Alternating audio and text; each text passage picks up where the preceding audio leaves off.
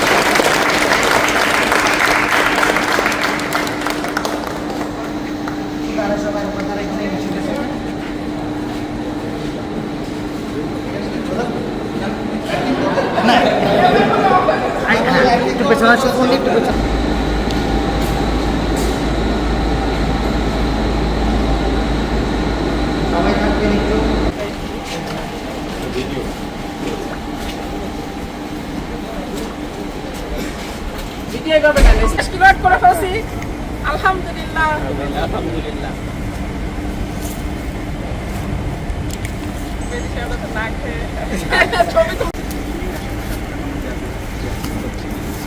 একটা পয়েন্ট ছিল এখানে যে করেছে এটা তো সত্যি আছে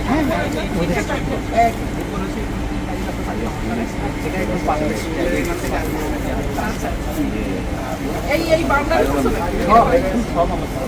ও আচ্ছা আচ্ছা ম্যাসিভ ঘর করছে মানে এটা তো সোলারের ঘর হয়ে গেছে মানে এর উপরে তো আবার সোলার লাগানো তোমরা যে পরিমাণ ঘর বানিয়েছো এবার ফাইন্ড আউট করে এখানে কয় কিলোর টাকাতে পারবো এটা ইনভার্টার এত সুন্দর একটা ইনভার্টার শেড হয়েছে ভালো এই শুধু একটা ইনভার্টার শেডের একটা ভিডিও এশিয়ান পেইন্টের নিউ মডেল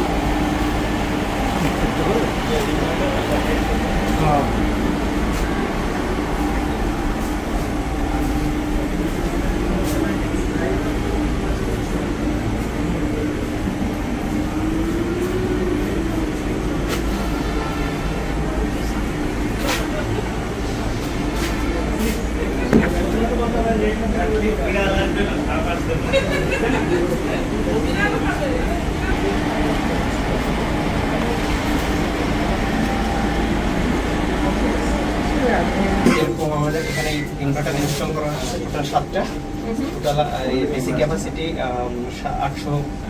850 আর এসি ক্যাপাসিটি 700। আচ্ছা আচ্ছা তার মানে আমরা এখানে 7টা ইনভার্টার থেকে 700 কিলোওয়াট এসি পাচ্ছি আর আজকে দেখুন ওয়েদার এই মুহূর্তে একটু মেঘলা হওয়াতে আমাদের জেনারেশনটা কম হচ্ছে আর এই যে জেনারেশনটা দেখা যাচ্ছে এই জেনারেশনটা তো মনে হয় আমাদের অনলাইনে ওয়েবসাইটে ওখান থেকে আমরা দেখতে পাবো এবং আমাদের যে এখানে যে ক্লায়েন্ট এশিয়ান পেইন্ট তাদেরও তো পোর্টালটা শেয়ার করা হয়েছে শেয়ার করেছে তারাও এটা মনিটরিং করতেছে আমাদের সাইট থেকে মনিটরিং করা হচ্ছে সবসময় যাতে কোনো ধরনের কোনো কিছু আসলে আমরা এটা এই প্রজেক্টে আমরা সিওডি করেছি কবে সিওডি ডান হয়েছে এটা 15ই জুন তার মানে অলমোস্ট 6-7 দিন হয়ে গেছে 6-7 দিন হয়ে গেছে 6-7 দিনে আমাদের প্রোডাকশন হয়েছে এটা আমরা দেখতে পাবো যে হ্যাঁ টোটালি আমরা এখানে প্রতি ইনভার্টার ওয়াইজ আমরা দেখতে পারবো ইভেন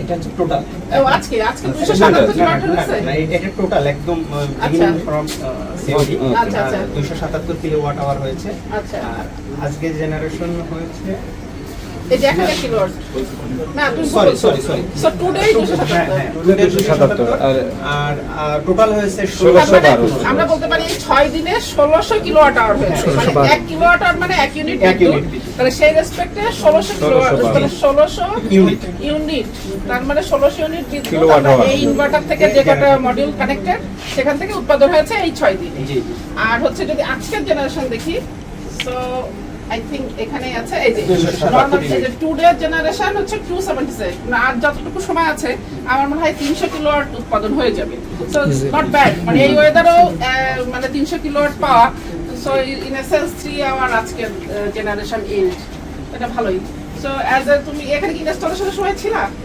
কবে থেকে আসো এখানে? কোন থেকে আসো? তো তুমি ইনস্টলেশন যখন করেছো তখন তোমার এক্সপেরিয়েন্স কি, মানে তোমার কি কি ভালো লাগছে কাজ করতে গিয়ে, বা কি কোনো যদি ডিফিকাল্টিজ হয় ভালো কিছু বলো।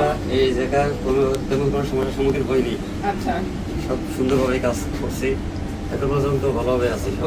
পরিবেশ খুব সুন্দর, ওয়েদারটা খুব ভালো ছিল। ওয়েদার ভালো ছিল। আর এখানে এমনি তো ওয়েদার খুব ভালো, বাতাস টাতাস খুব ভালো, ঠান্ডা ওয়েদার।